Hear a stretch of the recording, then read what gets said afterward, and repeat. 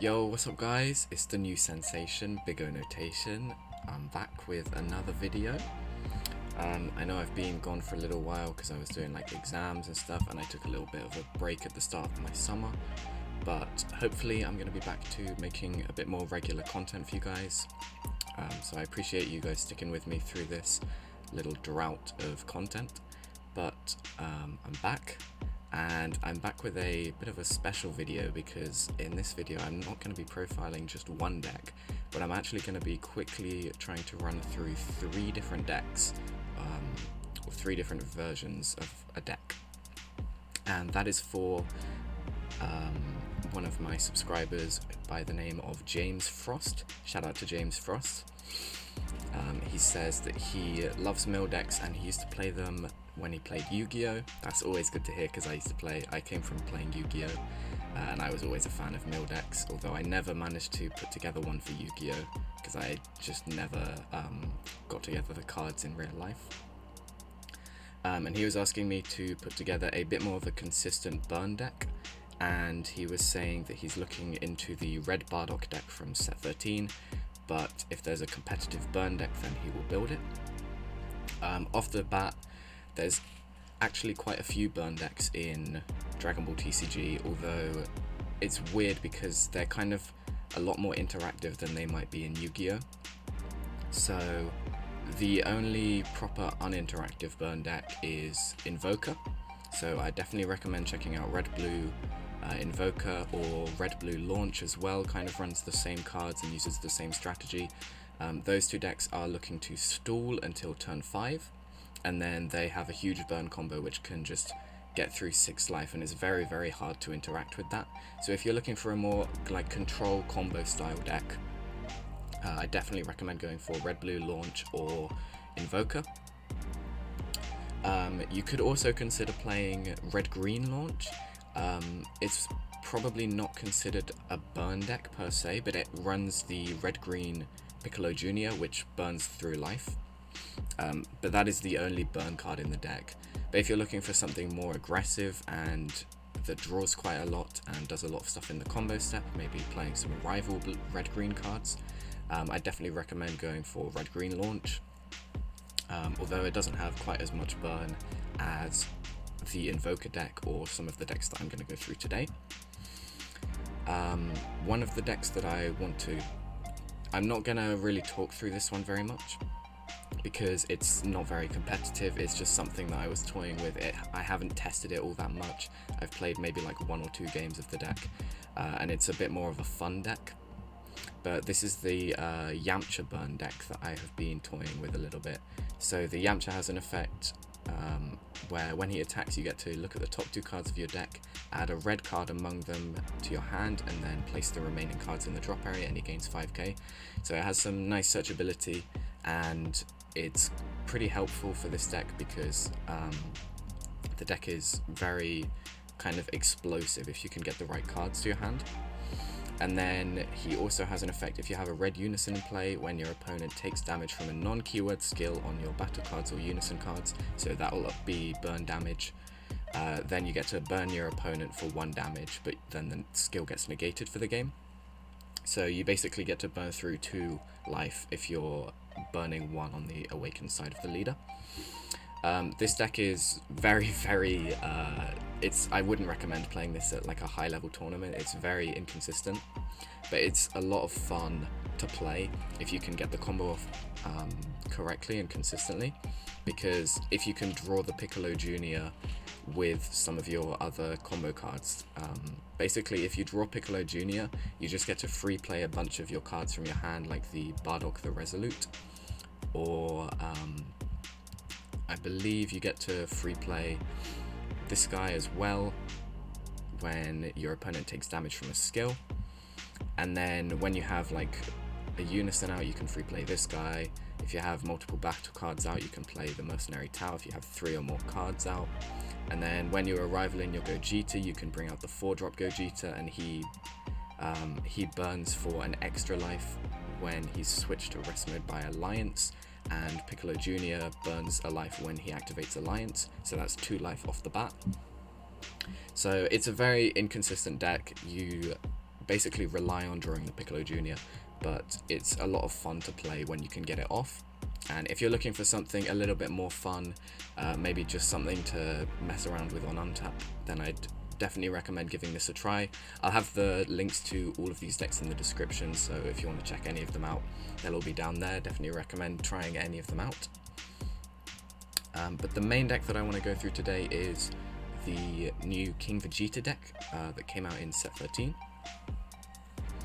It's a very interesting deck, and it relies on bringing out these young invader cards onto your opponent's board, and they will burn your opponent down to 4 life, and then you can put them back into your deck to bring out the 3 drops and then evolve into the 5 drops. I've gone for a little bit of a different version with my King Vegeta builds. Most of the builds that I've seen have gone mono red, but I've actually opted to go a little bit of red-green splash in there, just for some nice arrival plays. Because the 3-drop Vegeta actually searches for just a red Saiyan, not a mono red Saiyan. So you can search your super combos and you can search your Gogeta. And that's actually really nice, and a lot of the deck reduces your opponent's power of the opponent's battle cards. So the red-green Champa, when it comes into play from a rival, you can KO an opponent's battle card with 20k power or less. And so if you've been reducing your opponent's power, you can actually end up killing really big guys just by rivaling this guy down. So this is the main deck that I want to go through for today.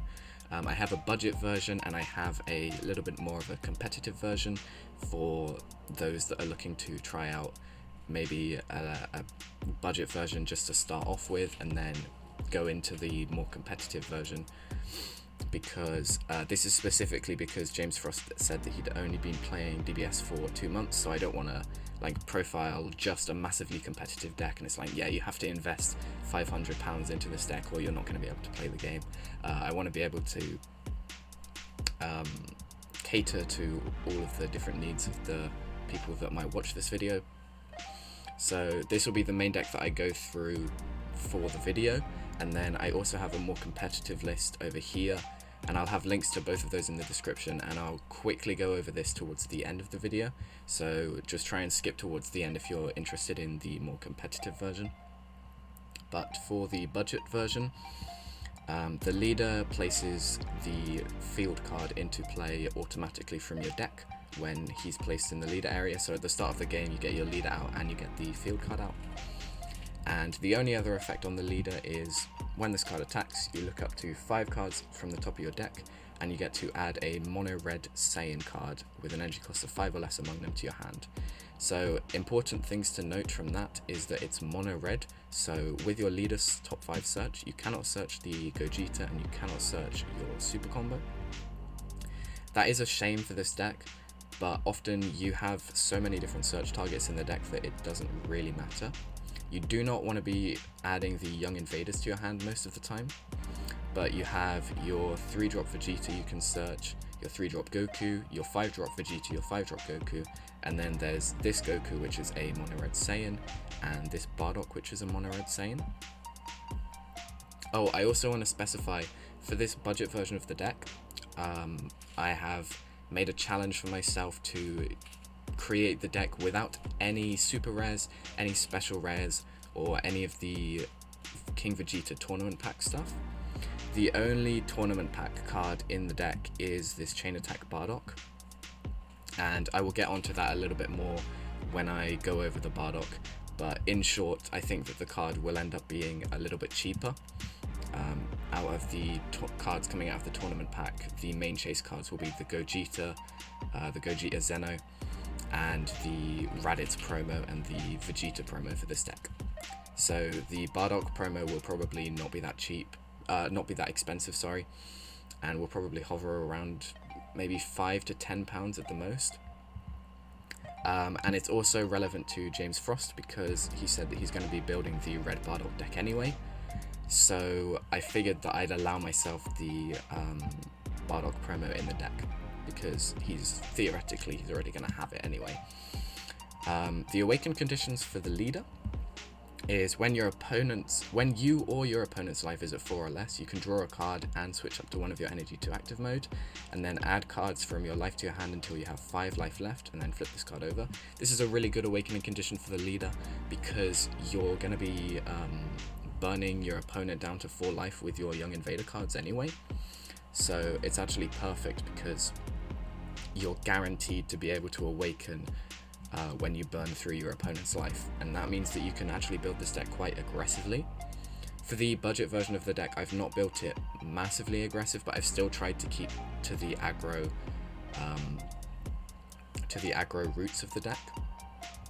But because I had to run some budget options, it kind of turned into a little bit more of a mid-range deck, I would say, with the Jiren Unison and a bit more focus on the 5 drops. So on the backside of the leader, his permanent reduces the cost of all your Saiyan cards with 500 power in your hand by 1. So that means that because the Young Invaders have combo cost of 1, you can just combo them from your hand without having to worry about the combo cost. So they don't become as dead in your hand as they would normally, which is really nice. And then his auto on attack lets you draw a card, and he has a once per turn auto, which is really important for the deck. When the power of one of your opponent's cards is decreased, you can choose up to one of your opponent's battle cards against minus 10k power for the turn.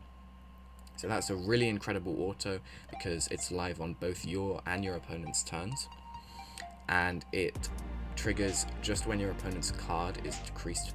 So that means it could be battle cards, it could be unison cards, or it could be leader cards. It actually doesn't specify out of any of those 3 you can decrease the power of any of them, but the actual minus 10k from this auto will only be able to target battle cards. So that's something to watch out for. But it's just really nice auto to have both defensively and offensively as removal, and it can help against swarm decks or against decks that go really tall, as we'll see later in the deck profile. So to go over the Young Invaders field spell, in short, it has an auto at the start of your opponent's turn.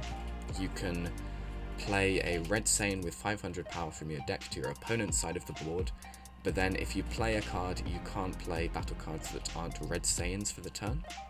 So that's a really important stipulation to watch out for, because it means that you can't play cards like Yamcha Merciless Barrage that free play when you have a unison down because he's a red Earthling, and you can't play cards like this Bardock the Resolute, which comes into play when you burn a life from your opponent. And this, if the field spell didn't have that stipulation, then the Bardock the Resolute would be such a strong card in this deck.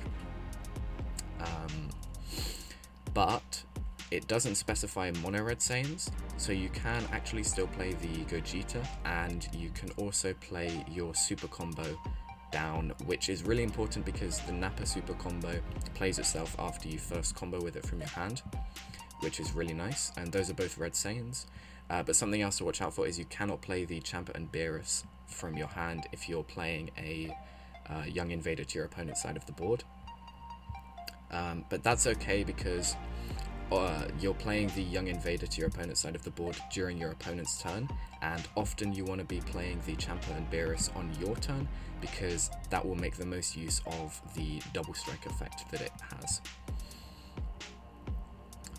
To go through the rest of the Young Invaders field spell, you can add up to 1 card from your life to your hand, and then you get to play a Young Invader from your deck, basically, in rest mode with its skills negated for the game. So this actually gets played to your side of the board, and that's why the skills get negated, because you don't want to be burning through your own life. And that's actually really good because that means that you can consistently bring out the 3 drops from your hand, even if your opponent is like comboing off the Young Invaders on their board. So that's really nice as a flexible way to bring out the Young Invaders, and it also means that you can play out guys from your deck for free without an energy cost, which is really helpful if you're running bond cards, which I am in this deck, and I am in the competitive version as well. And it's also a way to take your own life if you just want to self-awaken or get some cards in hand. And then finally, it has an activate main for 1 red. You just give one of your opponent's battle cards minus 5k power for the turn. That's obviously really helpful because it has great synergy with your leader, because it will trigger your leader's second auto.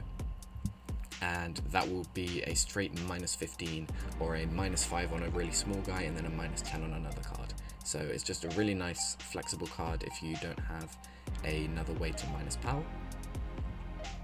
So we have, for the Young Invaders, I have 3 Vegeta the Young Invader. I'm honestly quite unsure about the ratios of the Young Invaders for the budget version. I haven't tested this deck a huge amount yet, so I just want to clarify that. But there's a high count of Young Invaders in this deck. There's 7. And the reasoning behind that is because in the more competitive version you have the Vegeta promo to put the Young Invaders back into your deck, and you also have the Raditz promo, which will count as all of the Young Invaders effectively, so you don't have to run as many. But for this version, because you don't have ways to put the Young Invaders back into your deck if you draw them, and they can also get stuck in your life, which can be a problem, I decided to run quite a high count just to make sure that I always have targets in the deck.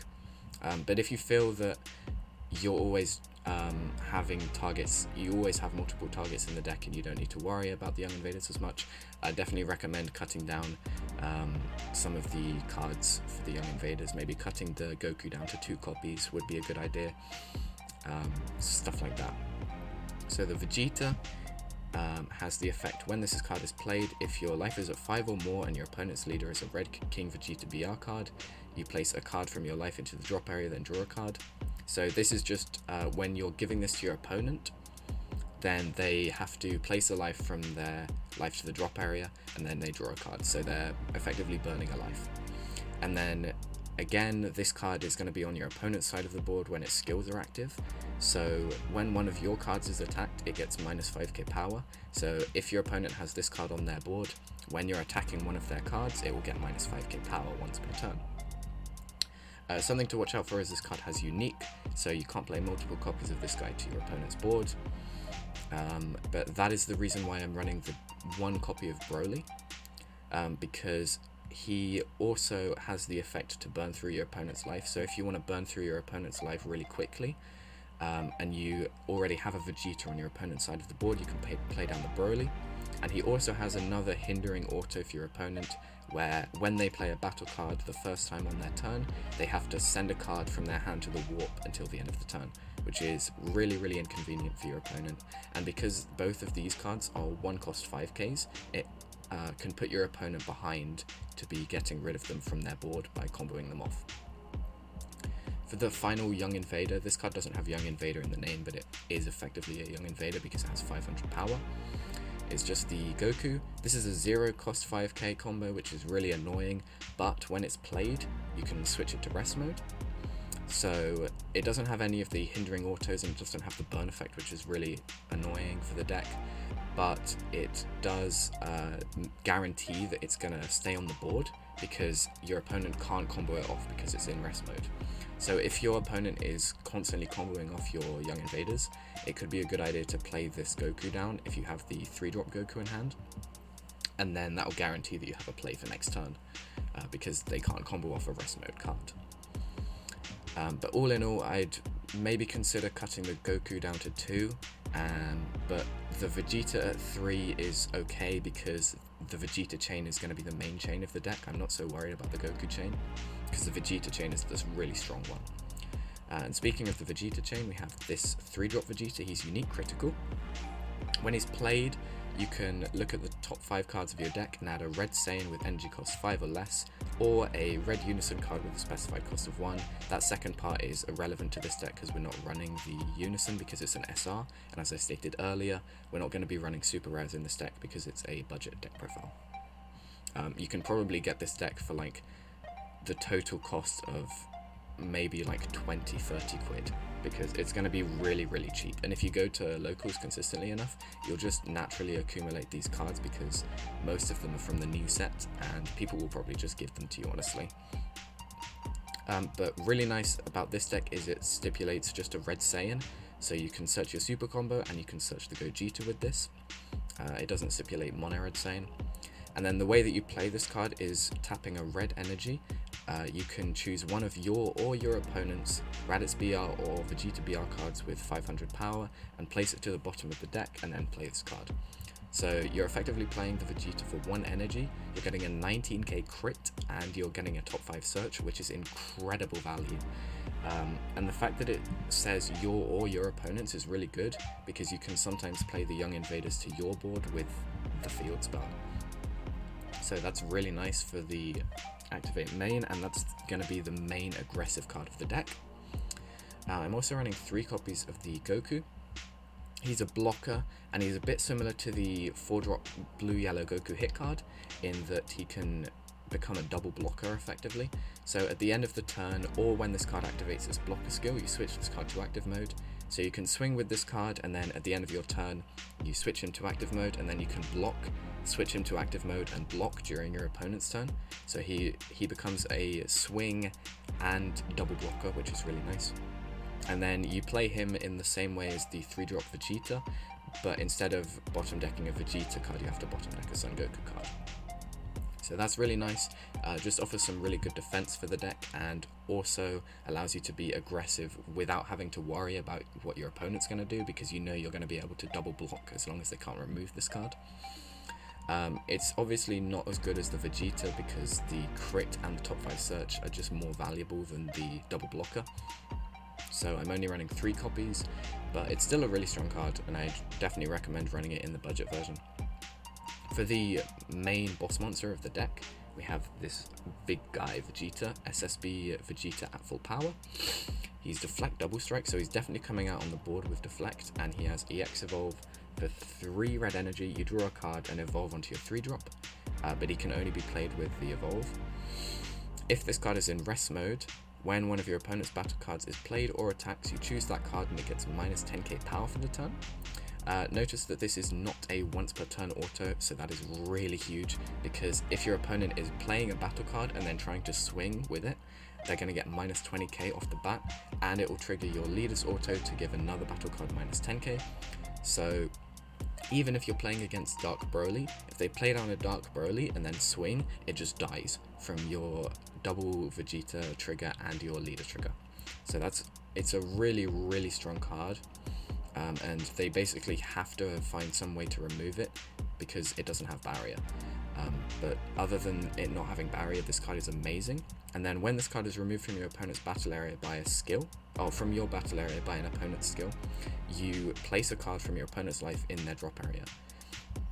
So the only way that this is realistically going to get removed is by skill, because the only other way that it will really get removed is by them swinging with a massive battle card and then comboing a lot onto it. So most of the time this will get removed by a skill, and then you get to crit one of your opponent's life, so that really helps with the burn strategy of the deck. And it's also probably going to provide you with some removal along the way, because they might have to play a battle card that has the removal effect, and then you get minus 20k on the card because of his effect and the leader effect.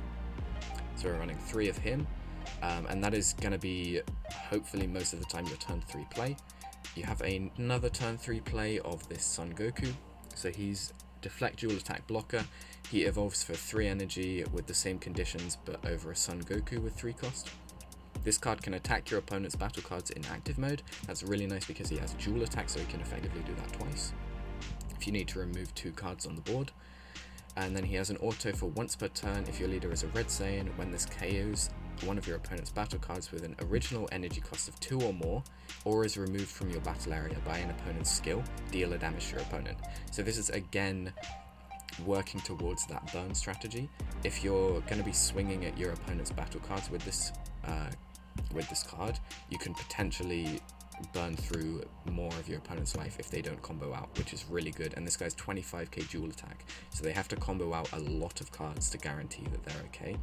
And if they don't combo out on the first swing, you can swing once at their battle card, remove it, burn a life, and then leave him active for blocker for your opponent's turn, so that you have a bit more defense. It's important to note that this auto only triggers once per turn, so if you're swinging twice into a battle card and KOing both of them, it doesn't trigger twice. And if you're killing a battle card and then this card gets killed on the same turn by a skill, you're only burning once still. So 2 of him, he's good, but he's not as strong as the Vegeta, because the Vegeta provides that constant value and that constant threat. Another nice aggressive card that I'm running is 3 of this Goku One Hit Wonder. He's a 15k, and when the power of one of your opponent's battle cards is decreased, if this card isn't already in your battle area, you get to free play him, which is great.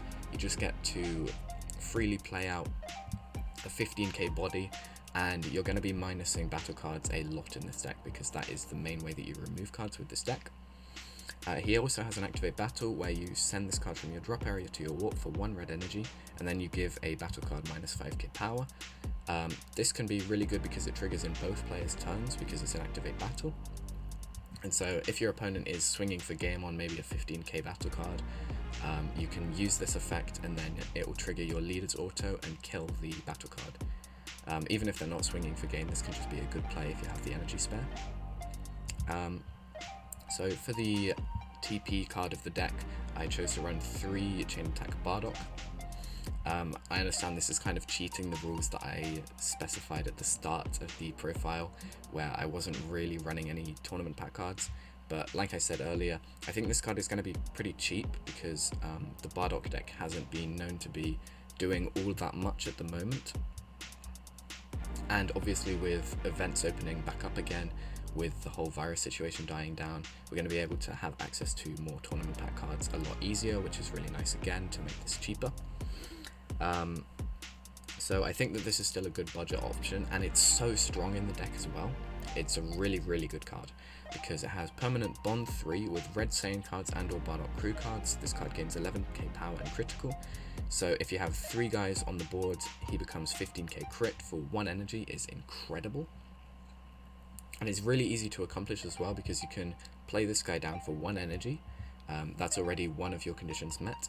And then you can use your field spell effect to take a life and then play down a young invader on your side of the board, and that's 2 of the cards. So you only need 1 more red Saiyan, and almost your entire deck is red Saiyans. So you could potentially minus one of your opponent's battle cards power and then free play down this guy. And then for 2 energy, you've already met the conditions. Or you could just play down your 3 drops by bottom decking your opponent's young invaders. Like, there's so many ways to meet this condition. It's really, really good for the deck. And he also has an effect. When this card attacks, choose up to one of your opponent's battle cards, and it gets minus 4k power for each of your red Saiyan and or Bardock crew cards in your battle area.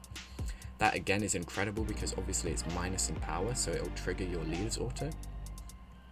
And it's also just really good removal because you already want to be swarming the board in this deck, especially after turn 3, because you're looking to be quite aggressive with this deck. And a lot of your cards are really, really cheap. And then it just offers some really, really nice removal on your turn. And for only 1 energy, this card is just amazing for the deck. For my super combos, I'm running 4 Nappa. This is to enable the red-green arrival plays for the deck. If you're planning to run the mono-red version, I definitely recommend running the Raditz super combo because it's searchable off of your leader and it's the best mono-red super combo that there is. But this is the red-green version that I'm profiling. I'm also running 4 of the Vegeta. He's double strike, arrival for 1 red. When he's played, you can KO a 4 or less card, and then you can't play copies of this card for the duration of the turn. So you have to be really careful of that, because if you're playing this card, you can only play him once per turn. So that's something really important to watch out for, so you can't just like spam the board with him, which is kind of annoying for this deck, because you would love to spam the board as a finisher. He's a really good finisher, so you'd love to spam the board with him if you can. But it's just nice, offers some more defensive utility and offers some ways of removal that aren't just minusing power. So if your opponent has like some really, really big 4 drops or really, really big guys that cost less than 4 and you can't minus the power, or you're already trying to minus the power of something else, you can just KO it, and that's really nice. And he's also searchable off of your 3-drop Vegeta. The other card that I'm running for the red-green strategy is the Champaberus, because he KOs a opponent's battle card with 20k power or less, and this synergizes really nicely with the minusing power that the deck can do. And then he can also give one of your battle cards with 6 cost or less double strike for the turn, and that's great for this deck because you're not running any cards that cost more than 6, so all of your cards become targets. And on turn 2, one of the best plays you can do with this deck is dropping a 3-drop Vegeta, searching the top 5, and then swinging with the Vegeta, and then arrivaling in Champa and Beerus, and giving your Vegeta the double strike skill, so that because you're super comboing on the Vegeta swing, he becomes a 29k double strike crit on turn 2, which is really nice. And then you also get the Champa Beerus swing, which is 20k not double strike, just 20k, but he can also KO a card. And then you also have the Nappa on the board as well, so you just get to swarm the board from turn 2 onwards. It's really nice. And if you have the Chain Attack Bardock out from turn 1, then that will meet the conditions for your Chain Attack Bardock effect, because you'll have him out, the Nappa out, and the Vegeta out for your Red Saiyans. So that's really nice for the deck. The only issue with this card that I found is that he's not searchable off of anything, and he can't be played if you've played a Young Invader to your opponent's board that turn. So that's something to watch out for. But oftentimes playing the Gogeta out on your opponent's turn works better, because you want to alternate playing him on your opponent's turn, because you can only play 1 per turn. So going on to the Unison for the deck, I chose to run 4 copies of the Jiren Unison. This is obviously really good because it has great synergy with the deck. It gives you more minusing, because when your opponent plays a battle card or Unison card, it just gets minus 10k power. And if you can get this guy out and the 5-drop Vegeta out, your opponent's really going to struggle to stick anything onto the board, because you're minusing 30k power on everything that comes down, if you're triggering your leader auto as well. And then he also becomes double strike, and he has a nice -3 where he can go through barrier, which is really nice because it means that you don't need to run the 3-drop Kaioken Son Goku, which is a really expensive card for the deck and would be a good side deck option for this deck, because it is a way to go through barrier. But if you're running the Jiren Unison, you don't even need to worry about that card, which is a great budget option. You could honestly cut this card though, because the main power of having a Unison down is being able to use cards like Wolfang Fist or Yamcha, the free play, counterplay, and counter attacks. But because this is like the budget version of the deck, I'm not running any SRs. You obviously can't run them. I'd still recommend trying out Jiren, but if you find that it's too slow, it probably is worth cutting and trying to make the deck even more aggressive. For my overarm of choice, I ran 2 Secret Identity. This is just to provide with more removal. I was considering running the Man on a Mission for more aggressive plays, and double strike crit swing 20k is just really nice to have. But I went with Secret Identity just because I thought that if you have a bit more removal in the deck, sometimes you just need to remove those big guys that you can't minus through power, and especially against a deck like Dark Broly, removing a 6-cost battle card can just be really nice for the deck. I am running 2 Bardock the Resolute, so I mentioned earlier that you can't play this card if you're playing a Young Invader to your opponent's side of the board that turn, and that is really annoying for the deck. But I chose to still run the card because you can trigger it off of your crit swing of the Vegeta, and you can also trigger it off of any of your double strikers, so Champa and Beerus can give a card double strike, your 5-drop Vegeta is double strike, and your Gogeta is also double strike. And you can also trigger it off of your Goku swinging at a battle card and KOing it, or your Vegeta or Goku getting removed by a skill. So I think it's still worth running this card, just as a 2-of, because there's still ways to trigger it and play it out, and it's still a really strong card for the deck, especially for the budget version where you want to be going a little bit more control. You can take a little bit longer to try and kill your opponent, and I think it's just pretty good for the deck, because once you set up a little bit, you get to turn 3 and you drop a 5-drop or you drop your Unison, and you've got the board state established. Then you can start just dropping guys and burning through your opponent's life, and then once you burn through your opponent's life or swing with double strike crit, you just get to free play this guy down, which is really nice. Then for my counter attack of the deck, I've opted to go with 4 of this card. Is That All You've Got? This is kind of like a budget alternative to the King Vegeta Imposing Presence card, because it has the effect where you can negate the attack and then you can optionally discard a card and then minus 15k on 2 of your battle cards, obviously having great synergy with the deck because you can trigger your leader's second auto on the backside, and you can minus 25k a battle card and minus 15k another card. But you could also just use this card as a negate if you don't want to have to discard a card, and it's just all around a pretty good budget alternative.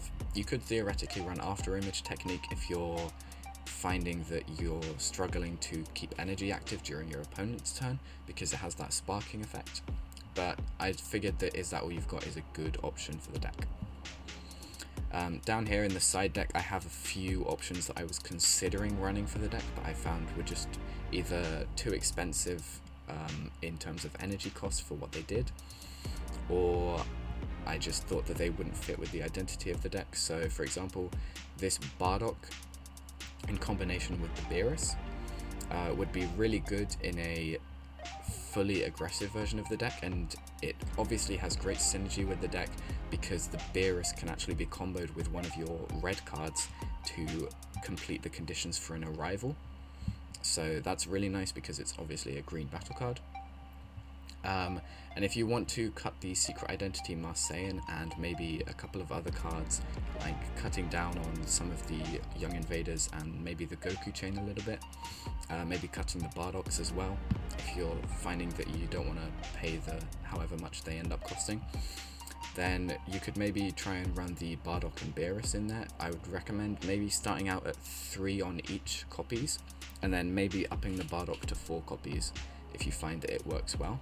But this would make the deck a lot more aggressive and give more flexible arrival plays, which is really nice, but it also brings more cards into the deck that aren't Red Saiyans, so it can make the deck a little bit less consistent, which is kind of not what you want for a deck. And then you could also run the Gogeta chain.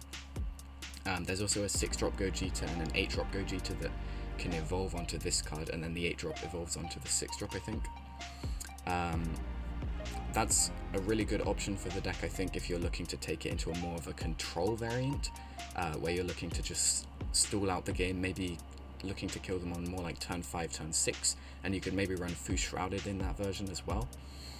And that would play a little bit similarly to Bulma. But I ended up not chucking those cards in because those were SRs and I wanted to keep the deck a little bit more budget. But it could be a good option for the deck if you're running both the Gogeta and the Vegeta, or the Son Goku and Vegeta chains for the deck. Then the Gogeta chain would be a nice fit, and it offers some good board clear and gets you more markers on your unison, which is really nice. That's most of the stuff I wanted to go over for the budget version, so I'll quickly talk over the more competitive version. We obviously have a lot less of a Young Invader lineup. We have 3 Raditz because it counts as any of the Young Invaders, and then we have 1 of the Vegeta and Broly, because later in the game you don't need to worry about having Young Invaders out to put back to play down your battle cards, and you just want to get 1 Vegeta and 1 Broly onto the board for the secondary autos, where you can hinder your opponent a little bit more. I'm not running the Champa and Beerus in this version of the deck. I'm been considering cutting down on the Gogeta and maybe chucking in a couple of copies of the Champa and Beerus, but the searchability of the Gogeta just makes it really strong as well. I'm not sure on that. I'd recommend definitely testing both Champa Beerus and the Gogeta. Maybe 2 copies of each would probably be the most correct, or maybe running 3 and 2. Then we're running 4 copies of this Vegeta. It's still one of the best cards in the deck. It's such a really incredible card.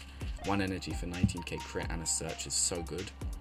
And then we're also running this Vegeta, the tournament pack card, at 4 copies because it allows you to place a card from your hand to the bottom of the deck and then draw 2. And this is obviously great for putting back your Young Invaders if you've drawn into copies of them, or if they got stuck in your life and you took life and drew into them. And then you just get to filter through your deck more, which is great. We're still running the 3-drop Vegeta, but we're not running the Goku chain in this version because this version is even more aggressive than the budget version, because The Goku offers you a little bit more defensive stuff, but in this version we decided to basically scrap the defensive stuff for the Goku chain and just go full aggressive with the Vegeta chain. But we're still running some good defensive options. We have obviously 3 Violent Rays, great against almost every deck in the format at the moment, and then we have 2 of the Imposing Presence. I'd recommend maybe siding the 3rd copy, but my thought process behind this was I was testing 3 and 3, and I found that I was just drawing the Imposing Presence a lot and having it really dead in my hand, and Violent Rays always felt like it was better as an option. If you're playing in a best of 3 format, I would recommend in between game 1 and game 2 thinking about what your opponent's deck is. Like if it's Dark Broly, you want to be keeping the Violent Rays in and siding out the Imposing Presence, whereas if you're against a deck like Vegeta or a deck that just swarms the board a bit more, maybe like the Bardock deck, you probably want to be running the Imposing Presence over the Violent Rays. So I'd recommend in a best of 3 format, generally you're going to be siding out some of your copies of either the Violent Rays or the Imposing Presence, depending on your matchup. So that's just something to consider. My unison choice was the Black Marseillan. I found that this card is really good. I know that there have been a few differences over whether this is the correct unison to run. You could also run the Jiren unison. I've seen that in a good few versions of the deck. The Jiren unison still stands strong even in the competitive version, especially if you're looking to take it into a more control version of the deck rather than a more aggressive. But for the aggro version, I think that this card is actually really good because you can just get 3 markers on it really quickly because of the synergy that it has with the playing Young Invaders at the start of your opponent's turn. And then because you have 3 markers on the unison, it makes it really hard to get through. And even though I'm not running Wolfine Fist in this version, the opponent can still really struggle to get through it, especially if you have Imposing Presence in hand to back it up with. And then it almost guarantees that you'll get the auto off. And because of the amount of counterplays in the format at the moment, the auto can actually trigger quite often on your turn as well, which is really nice. 2 Frieza Death Ball. This card has actually been incredible for the deck, both going in for the kill because you can minus 10k on your opponent's leader card, so it's effectively a 25k swing in combo power, or just using it defensively. This card is incredible and I'd consider upping it to 3 copies. It's really, really strong. I definitely recommend testing this out. The King Piccolo I found to be a little bit more lackluster than I thought I would have. This is probably because I'm running the Black Marseillan unison, and often after maybe 2 turns this unison generally dies because it's only 10k.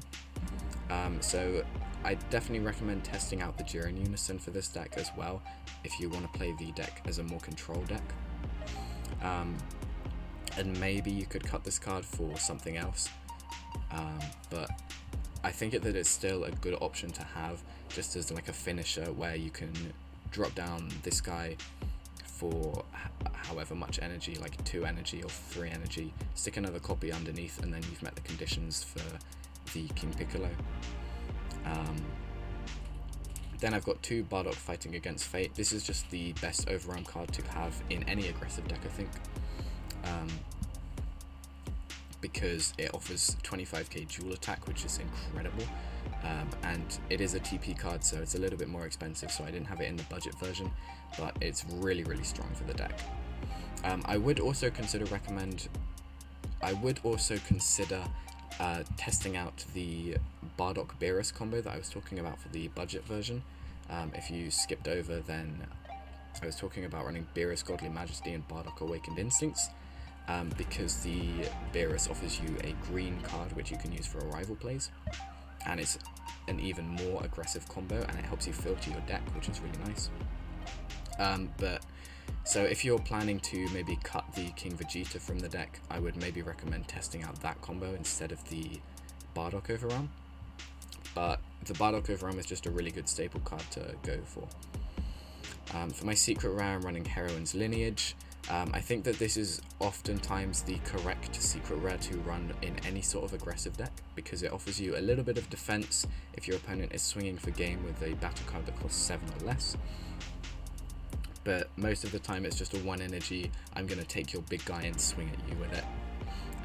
Just seems pretty strong.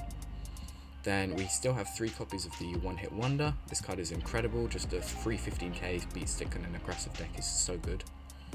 I'm running 2 of the Hidden Ambitions. I'm still testing this card out, but I found that it's pretty strong just because it does a lot against most of the decks in the meta at the moment, and a lot of the times this deck is going to be going to turn 3 or turn 4 and looking to kill your opponent on those turns.